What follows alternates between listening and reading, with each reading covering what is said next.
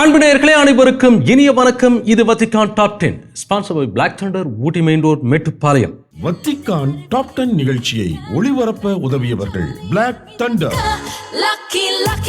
Lucky Falls at Black Thunder, Ooty main road, Mettupalayam. நேயர்களே, கத்தோலிக்க திருவின் தலைமையிடமும் வத்திக்கானின் செயல்பாடுகளை உலகறி செய்வதே இந்த நிகழ்ச்சியின் நோக்கம்.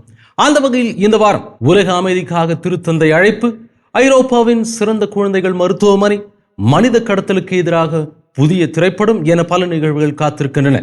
அனைத்தையும் அறிந்து கொள்ள பாருங்கள், இன்றைய நிகழ்ச்சிகள் போகலாம்.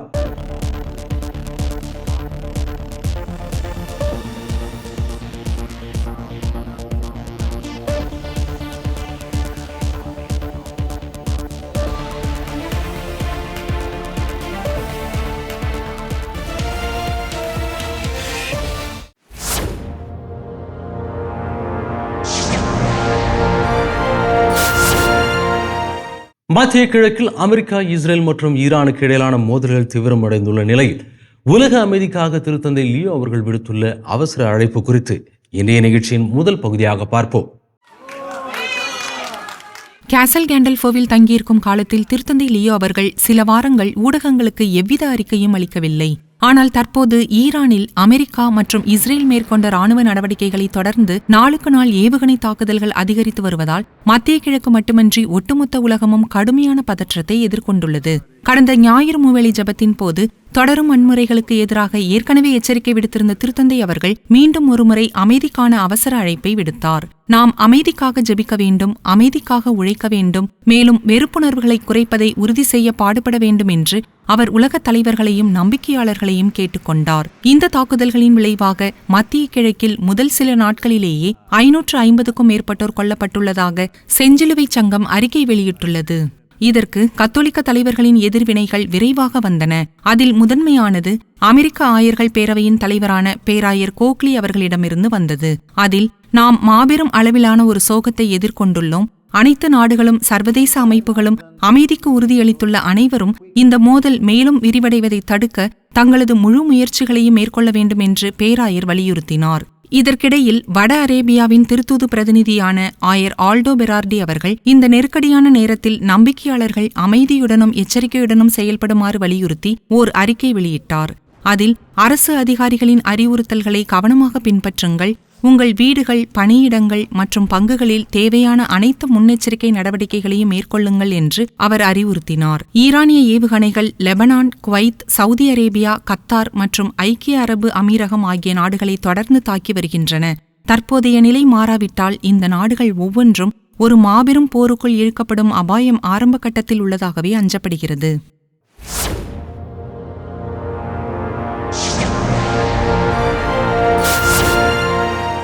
மத்திய கிழக்கில் பரவி வரும் போர் பதற்றம் மற்றும் அப்பாவி மக்களின் உயிரிழப்புகள் குறித்து திருத்தந்தை மற்றும் எருசலேம் லத்தீன் முதுபெரும் தந்தை கவலை தெரிவித்திருப்பது குறித்து இந்த பகுதியில் காண்போம்.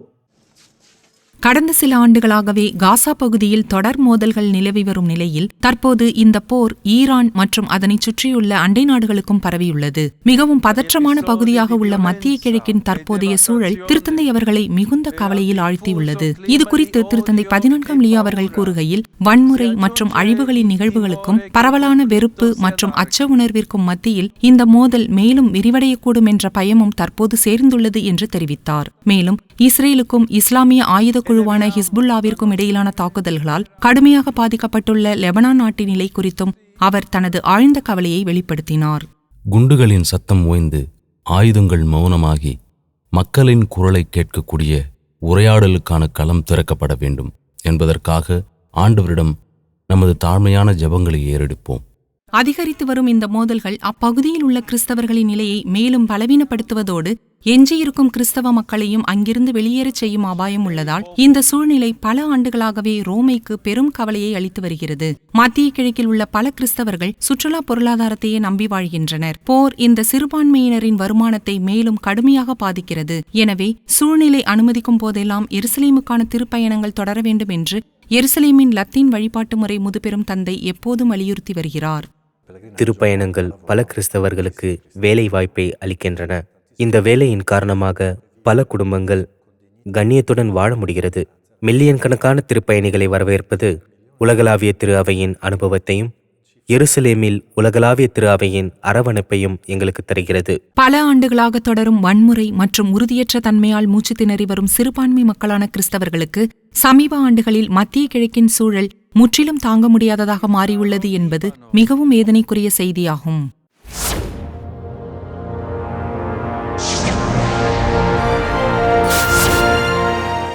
ரோமை மறைமாவட்டத்திற்கான 4வது மீட்பு பணி பயணம் சென்று திருப்பலி நிறைவேற்றிய திருத்தந்தை அவர்களின் ஆழமான சிந்தனைகளை இந்த பகுதியில் பார்ப்போம். ரோமை மறைமாவட்டத்திற்கான தனது 4வது மீட்பு பணி பயணமாக திருத்தந்தை 14ஆம் லியோ அவர்கள் இத்தாலிய தலைநகரின் புறநகர் பகுதியான டொரெவேக்கியாவில் அமைந்துள்ள காணிக்கை அன்னை பங்கு ஆலயத்திற்கு சென்றார். திருத்தந்தையாக மட்டுமன்றி ரோமையின் ஆயராக தனது பணிக்காலத்தின் 10வது மாதத்தில் அடியெடுத்து வைக்கும் அவரை டொரெவேக்கியா இறை சமூகம் மிகுந்த மகிழ்ச்சியுடன் வரவேற்றது. ஆலயத்திற்கு வருகை தந்த திருத்தந்தை அவர்களை ரோமையின் கர்தினால் பதிலால் பல்தசார் ரெய்னா மற்றும் பங்கு தந்தை பாலோ ஸ்ட்ராக்கியோட்டி ஆகியோர் வரவேற்றனர். மேலும் அங்குள்ள குழந்தைகள், இளைஞர்கள், மாற்றுத்திறனாளிகள், நோயாளிகள் மற்றும் பங்கு இறை சமூகத்தைச் சேர்ந்த குடும்பத் தலைவர்கள் ஆகியோரை சந்தித்து ஆசி வழங்கும் வாய்ப்பையும் திருத்தந்தை பெற்றார். அங்கு அவர் தவக்காலத்தின் 3ஆம் ஞாயிறு திருப்பலியை நிறைவேற்றினார். தனது மறையுரையில் அன்றைய நற்செய்தி வாசகத்தில் வரும் சமாரிய பெண் குறித்த ஆழமான சிந்தனைகளை அவர் பகிர்ந்து கொண்டார். சமாரிய பெண்ணின் வாழ்விற்கும் அன்பிற்குமான தாகமே நமது தாகமாகும்.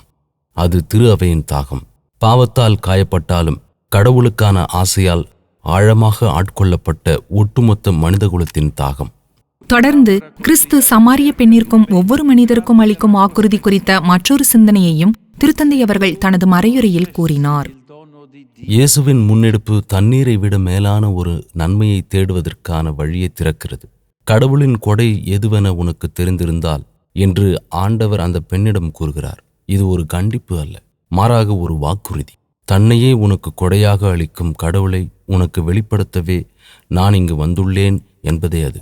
திருத்தந்தை லியோ அவர்களின் வருகின்ற மார்ச் 15ஆம் நாள் தனது 5வது மற்றும் இறுதி மீட்பு பணி பயணமாக போன்டே மமோலோவில் உள்ள இயேசுவின் திரு இருதய பங்கு ஆலயத்திற்கு செல்வார் என்பது குறிப்பிடத்தக்கது.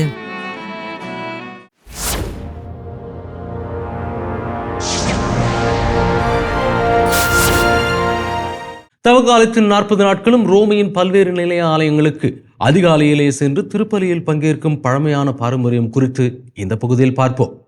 தவக்காலத்தின் 40 நாட்களும் ஒவ்வொரு நாளும் அதிகாலையில் எழுந்து ரோமையில் உள்ள பல்வேறு ஸ்டேஷன் சர்ச்சஸ் என்றழைக்கப்படும் நிலைய ஆலயங்களில் ஒன்றிற்கு சென்று காலை 7 மணி திருப்பலியில் பங்கேற்பதை பாப்பிரை வட அமெரிக்க கல்லூரியின் குரு மாணவர்களும் அருட்பணியாளர்களும் வழக்கமாக கொண்டுள்ளனர். இது நிலைய வழிபாடு, அதாவது ஸ்டேஷனல் லிட்டர்ஜி என்று அழைக்கப்படுகிறது. இந்த நிலைய வழிபாடு ஆரம்பகால கிறிஸ்தவ பாரம்பரியத்தில் வேரூன்றி உள்ளது. அக்காலத்தில் திருத்தந்தை என்பவர் ரோமை நகரெங்கும் உள்ள பல்வேறு நிலைய ஆலயங்களுக்கு சென்று அங்கு வாழும் சமூகங்களோடு இணைந்து ஜெபிப்பதை வழக்கமாக கொண்டிருந்தார். காலப்போக்கில் இது மிகவும் குறிப்பிட்ட விவரங்களுடன் முறைப்படுத்தப்பட்டது. திருநீற்று புதனன்று புனித அன்சலேம் ஆலயத்திலிருந்து புனித சபினா ஆலயம் வரை திருத்தந்தை லியோ மற்றும் ரோமை தலைமை செயலகத்தினர் மேற்கொண்ட பவனி இந்த ரோமை நிலைய வழிபாட்டு பாரம்பரியத்தோடு நேரடியாக தொடர்புடையது என்பது குறிப்பிடத்தக்கது. 40 நிலைய ஆலயங்களில் புனித சபினா ஆலயமே முதலாவதாகும். ட்ரஸ்தவரேயில் அமைந்துள்ள புனித செசிலியா பேராலயமும் ரோமையின் நிலைய ஆலயங்களில் ஒன்றாகும். ஆரம்பகால ரோமை மறைசாட்சியும் இசைக்கலைஞர்களின் பாதுகாவலியுமான புனித செசிலியாவுக்கு இது அர்ப்பணிக்கப்பட்டுள்ளது.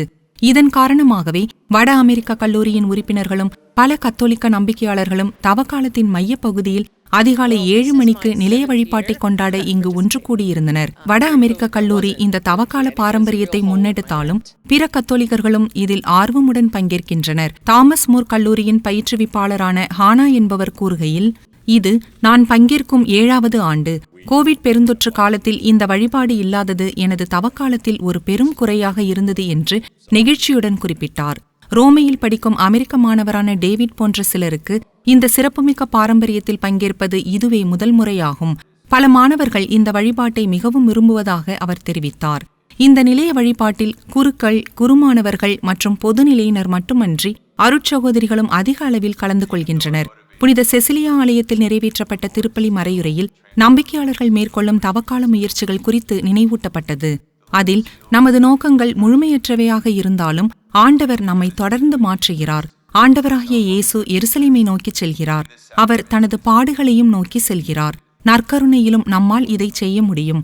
இந்த அருட்சாதனத்தில் நமது மீட்பின் முழு ரகசியமும் சுருக்கமாக அடங்கியுள்ளது என்று புனித 2ஆம் ஜான் பால் கூறுகிறார் என்று திருப்பலியை நிறைவேற்றிய குரு எடுத்துரைத்தார். உண்மையில் நிலைய வழிபாட்டு பாரம்பரியம் இறுதியாக நற்கருணை கொண்டாட்டத்திலேயே தன் வேர்களை கொண்டுள்ளது. கத்தோலிக்கர்களை பொறுத்தவரை நற்கருணையே நம்பிக்கையின் ஊற்றும் சிகரமும் ஆகும்.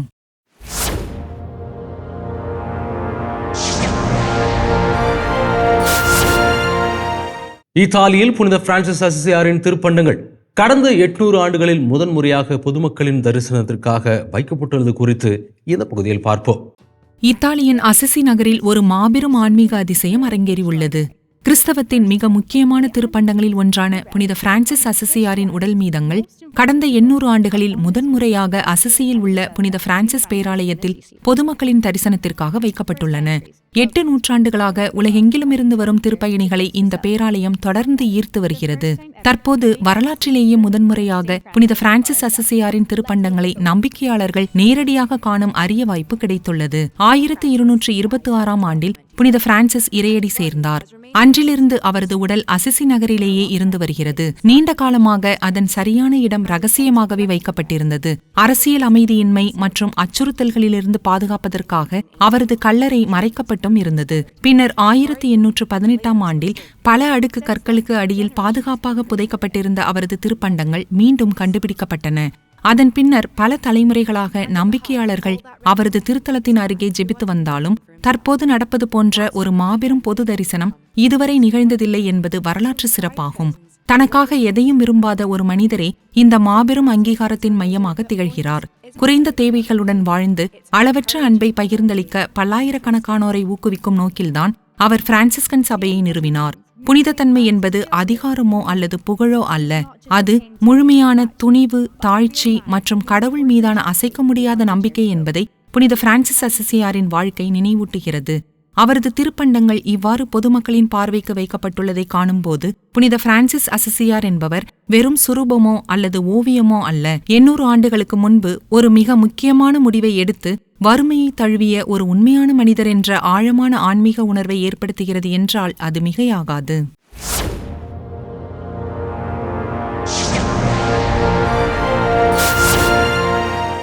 ரோமையில் நடைபெற்று வரும் நிலைய வழிபாட்டு பயணத்தில் பங்கேற்பது தொடர்பாக வாழ்வின் அருட்சகோதரிகள் சபையைச் சேர்ந்து அருட்சகோதரி ஒருவர் பகிர்ந்து கொள்ளும் அனுபவங்களை இந்த பகுதியில் பார்ப்போம். தவக்காலத்தில் ரோமை நகரில் நடைபெறும் புகழ்பெற்ற நிலைய வழிபாட்டு பாரம்பரியத்தில் பங்கேற்பது குறித்து வாழ்வின் அருட்சகோதரிகள் சபையைச் சேர்ந்த அருட்சகோதரி அந்தோனியானா அவர்கள் சிறப்பு நேர்காணல் ஒன்றில் தனது ஆழமான ஆன்மீக அனுபவங்களை பகிர்ந்து கொண்டார். அதில் நிலைய ஆலயங்கள் குறித்து தனக்குள்ள புரிதலை பகிர்ந்து கொண்ட அவர் ஜார்ஜ் வெய்கல் எழுதிய நிலைய ஆலயங்கள் என்ற நூலை தான் தினமும் வாசிப்பதாக குறிப்பிட்டார். பழங்காலத்தில் திருத்தந்தை என்பவர் தனது 7 திருத்தொண்டர்களுடன் இணைந்து மேற்கொண்ட இந்த வழிபாட்டு பாரம்பரியம் பல நூற்றாண்டுகளாக நிறுத்தப்பட்டிருந்ததாகவும் பின்னர் 1970களில் வட அமெரிக்க கல்லூரியால் இது மீண்டும் தொடங்கப்பட்டதாகவும் அவர் விளக்கினார். அதிகாலையில் எழுந்து அனைவரும் உறங்கிக் கொண்டிருக்கும் நேரத்தில் ரோமையின் அமைதியான வீதிகளில் நடப்பது, ஆண்டவரோடு பயணிக்கும் இந்த தவக்கால பாலைவனத்தில் தனது இதயத்திற்கு மிக ஆழமான ஒரு ஆன்மீக பயணமாக அமைந்ததாக அவர் நெகிழ்ச்சியுடன் தெரிவித்தார். இந்த வழிபாட்டில் தான் உணர்ந்த மிக சக்தி வாய்ந்த தருணம் குறித்து பேசிய அருட்சகோதரி அவர்கள் தங்கள் சபையின் நிறுவனரான கர்தினால் ஓகானர் அவர்களின் திருத்தலமாக விளங்கிய புனிதர்கள் யோவான் மற்றும் பவுல் ஆலயத்திற்கு சென்றதை குறிப்பிட்டார். அங்கு நியூயார்க் உயர் மறை மாவட்டத்தைச் சேர்ந்த அருட்பணி லூயிஸ் மாசி அவர்கள் திருப்பலியை நிறைவேற்றி செம்மறியின் திருமண விருந்து குறித்து மறையுரையாற்றினார். அந்த தருணத்தில் தங்கள் நிறுவனர் இதே பீடத்தில் திருப்பலி நிறைவேற்றி இருப்பார் என்பதையும் தற்போது அவர் மறு உலகில் அந்த செம்மறியின் திருமண விருந்தில் நேரடியாக பங்கேற்றுக் கொண்டிருக்கிறார் என்பதையும் எண்ணி தான் பெரும் பரவசமடைந்ததையும் குறிப்பிட்டார். இந்த நிலைய வழிபாடு தொடக்க கால திரு அவையுடன் ஒரு ஆன்மீக இணைப்பை ஏற்படுத்துகிறதா என்ற கேள்விக்கு அவர் முழுமையாக ஆமோதித்தார். இந்த திருப்பயணம் வெறும் கட்டிடங்களுக்கு செல்வது மட்டுமல்ல, மாறாக இயேசுவின் அன்பிற்காக தங்கள் உயிரையே தியாகம் செய்த தொடக்க கால கத்தோலிக்க மறைசாட்சிகளின் திருப்பண்டங்களை நாடிச் செல்லும் பயணமாகும் என்று அவர் விளக்கினார். ஒவ்வொரு நாளும் ஒவ்வொரு புதிய ஆலயத்திற்கு சென்று அன்பிற்காக தங்கள் உயிரை கொடுத்த மறைசாட்சிகளை சந்திப்பதன் வழியாக தனது வாழ்நாளில் முன் எப்போதும் இல்லாத வகையில் திரு அவையோடு மிக ஆழமான மற்றும் புதியதொரு இணைப்பை தான் உணர்வதாக அருட்சகோதரி அவர்கள் பதிவு செய்தது குறிப்பிடத்தக்கது.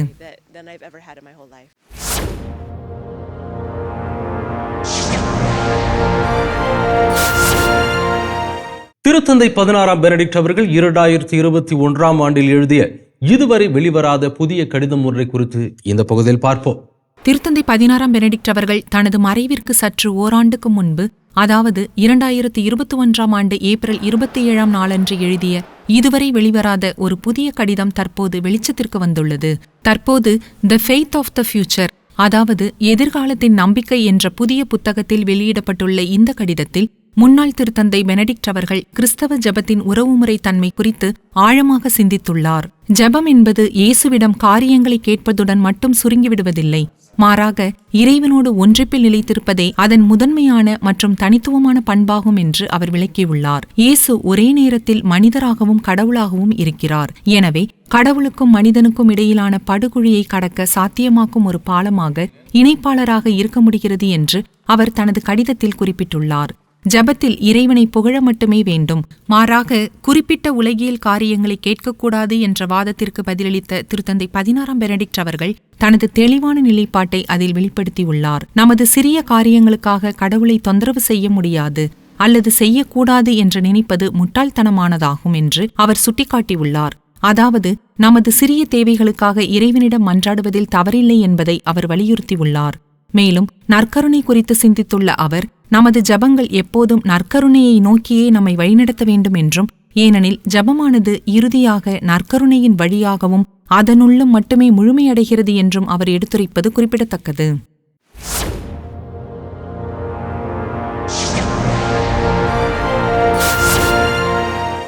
வாத்திக்கானுக்கு சொந்தமான பம்பினோ ஜெசு குழந்தைகள் மருத்துவமனை ஐரோப்பாவின் மிகச்சிறந்த குழந்தைகள் மருத்துவமனையாக அறிவிக்கப்பட்டுள்ளது தொடர்பான தகவலை இந்த பகுதியில் பார்ப்போம். திருத்தந்தையின் மருத்துவமனை என்று பரவலாக அறியப்படும் பம்பினோ ஜெசு குழந்தைகள் மருத்துவமனை ஐரோப்பாவின் மிகச்சிறந்த குழந்தைகள் மருத்துவமனையாக அறிவிக்கப்பட்டுள்ளது. 32 நாடுகளைச் சேர்ந்த 2500 மருத்துவ மையங்களை பின்னுக்கு தள்ளி உலக அளவில் 6வது இடத்தையும் இது பிடித்துள்ளது. 1869ஆம் ஆண்டு வெறும் 12 படுக்கைகளுடன் ரோமையில் தொடங்கப்பட்ட இந்த மருத்துவமனை இத்தாலியின் முதல் குழந்தைகள் மருத்துவமனையாக உருவெடுத்தது. திருத்தந்தை 11ஆம் பயஸ் அவர்களின் சிறப்பு அனுமதியுடன் சால்வியாட்டி பிரபுக்கள் இந்த மருத்துவமனையை திருப்பிடத்திற்கு நன்கொடையாக வழங்கினர். அதனைத் தொடர்ந்து 1924ஆம் ஆண்டு இது திருத்தந்தையின் மருத்துவமனை என்ற அதிகாரப்பூர்வ பெயரை பெற்றது. திருத்தந்தையர்களுடனான இதன் உறவு பல நெகிழ்ச்சியான தருணங்களை உருவாக்கியுள்ளது. திருத்தந்தை புனித 23ஆம் ஜான் அவர்கள் கிறிஸ்துமஸ் காலத்தில் இங்குள்ள குழந்தைகளை சந்திக்கும் அன்பான பாரம்பரியத்தை தொடங்கி வைத்தார். திருத்தந்தை 6ஆம் பவுல் இதற்கு பெரும் நிதி உதவி அளித்தார். புனித 2ஆம் ஜான் பால் 1979 மற்றும் 1982 ஆகிய ஆண்டுகளில் நேரில் சென்று பார்வையிட்டார். திருத்தந்தை 16ஆம் பெனடிக்ட், திருத்தந்தை பிரான்சிஸ் ஆகியோர் தொடர்ந்து குழந்தைகளை சந்தித்து ஆசீர்வதித்து அவர்களின் குடும்பங்களுக்கு ஆதரவளித்தும் வந்தனர். இந்த மருத்துவமனையில் பல சவாலான சிகிச்சைகள் வெற்றிகரமாக செய்யப்பட்டுள்ளன. நரம்பு புற்றுநோயால் பாதிக்கப்பட்டு பிழைக்க மாட்டார் என எதிர்பார்க்கப்பட்ட ஒரு குழந்தைக்கு பிரெஞ்சு மருத்துவர்களே இந்த பம்பினோ ஜெசு மருத்துவமனையை பரிந்துரைத்ததாகவும், தற்போது அக்குழந்தை நலமுடன் உயிருடன் இருப்பதாகவும் இதன் தலைவர் டிசியானோ ஒனஸ்ட்ரி அவர்கள் குறிப்பிட்டார். 2017 புருண்டி நாட்டிலிருந்து வந்த முதுகு தண்டுவடம் மற்றும் குடலின் ஒரு பகுதி இணைந்திருந்த பிரான்சின் மற்றும் ஏட்ரியன் என்ற இரட்டையர்களுக்கு 25 மருத்துவ நிபுணர்களை கொண்டு 12 மணி நேர அறுவை சிகிச்சை வெற்றிகரமாக செய்யப்பட்டது. அதேபோன்று தலை ஒட்டி பிறந்த மற்றொரு இரட்டையர்கள் பிரிக்கப்பட்டு அவர்களுக்கு திருத்தந்தை பிரான்சிஸ் அவர்கள் திருமுழுக்கும் வழங்கினார். 1986இல் 15 மாத குழந்தையான இவான் என்பவருக்கு முதல் முறையாக இதய மாற்று அறுவை சிகிச்சை செய்து உலகளாவிய வரலாற்று சாதனையை இது படைத்தது. போரால் பாதிக்கப்பட்ட நாடுகளைச் சேர்ந்த குழந்தைகளுக்கும் இது அடைக்கலம் அளிக்கிறது.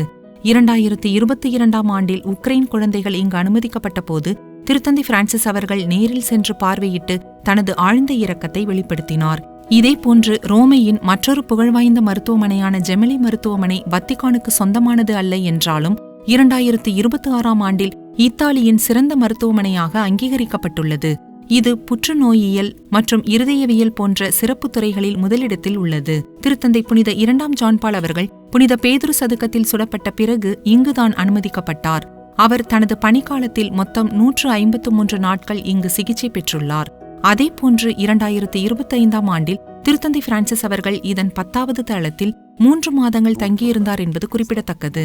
இதன் மூலம் ரோமையின் ஜெமெலி மருத்துவமனை திருத்தந்தையர்களின் முதன்மை மருத்துவ மையமாக தொடர்ந்து திகழ்ந்து வருகிறது என்றால் அது மிகையாகாது.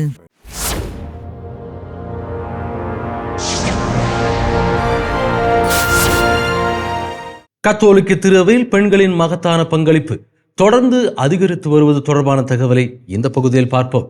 திரு அவையில் பல பெண்களுக்கு உத்வேகமாக திகழும் புனித எடித் ஸ்டெயின் அவர்கள் 1942 ஆண்டு ஆகஸ்ட் 9 ஆஸ்விட்ஸ் வதை முகாமின் விஷவாயு அறைகளில் கொடூரமாக கொல்லப்பட்டார். யூத குடும்பத்தில் பிறந்து நாத்திகராக மாறிய அவர் புனித அவிலா தெரேசாவின் சுயசரிதையை வாசித்த பின்னர் கிறிஸ்தவத்தை ஏற்று சிலுவையின் தெரசா பெனடிக்டா என்ற பெயரில் கார்மெலிட் சபை அருட்சகோதரியாக மாறினார். இது குறித்து திருச்சிலுவை பாப்பிரை பல்கலைக்கழகத்தின் பேராசிரியர் சில்வியா மாஸ் அவர்கள் கூறுகையில், பல முரண்பாடுகளுக்கும் துயரங்களுக்கு மத்தியில் கடவுளை கண்டடைய முடியும் என்பதற்கு எடித் ஸ்டெயின் ஒரு மிக சிறந்த முன்னுதாரணம்.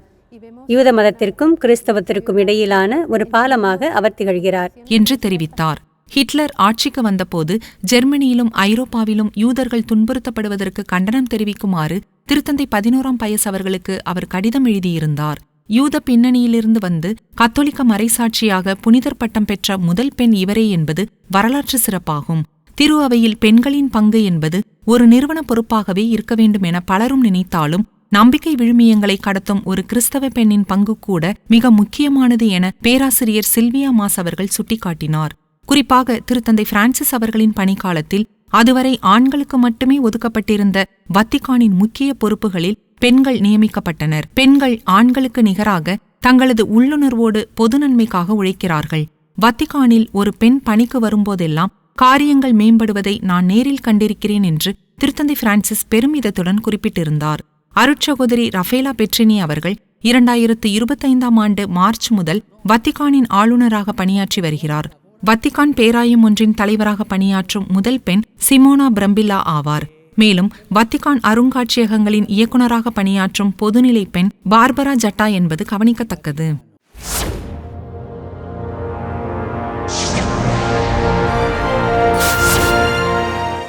மனித கடத்தலுக்கு எதிராக கத்தோலிக்க திருவை பல நூற்றாண்டுகளாக போராடி வருவதை விளக்கும் புதிய திரைப்படம் குறித்து இந்த பகுதியில் பார்ப்போம்.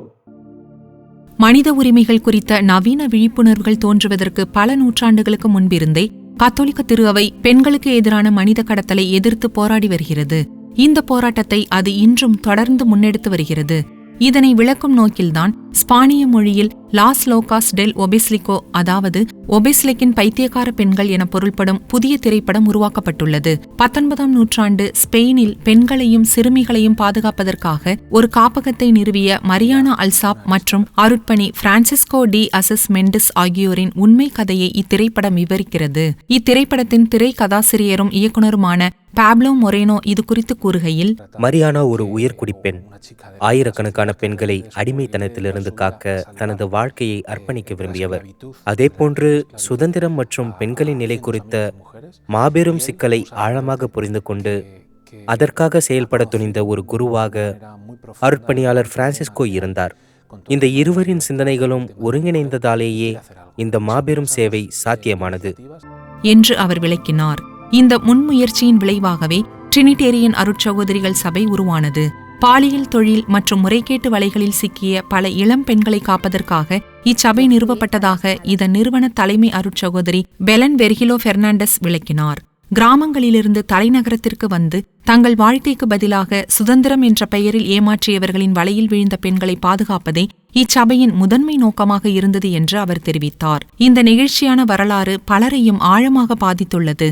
திரைப்படத்தில் மரியானாவின் கதாபாத்திரத்தில் நடித்த முன்னணி நடிகை பவுலா இக்ஸெலியாஸ் இந்த உண்மை கதையின் தாக்கம் தன்னை எந்த அளவு பாதித்தது என்பதை நெகிழ்ச்சியுடன் பகிர்ந்து கொண்டார். பாதிக்கப்பட்ட பெண்களுக்கான அடைக்கல இல்லங்களுக்கு நான் நேரில் சென்றேன். அந்த சூழ்நிலையிலிருந்து மீண்ட மற்றும் இன்னும் தவித்துக் கொண்டிருக்கும் பல பெண்கள் தங்கள் கதைகளை என்னுடன் கண்ணீரோடு பகிர்ந்து கொண்டார்கள். அந்த உண்மை கதைகளை கேட்டபோது எனக்கு மிகவும் கடினமாகவும் உணர்வு பூர்வமாகவும் இருந்தது. அந்த பெண்களின் கண்ணீர் கதைகளை என் இதயத்தில் சுமந்து கொண்டே முழு திரைப்படத்திலும் நான் நடித்தேன்.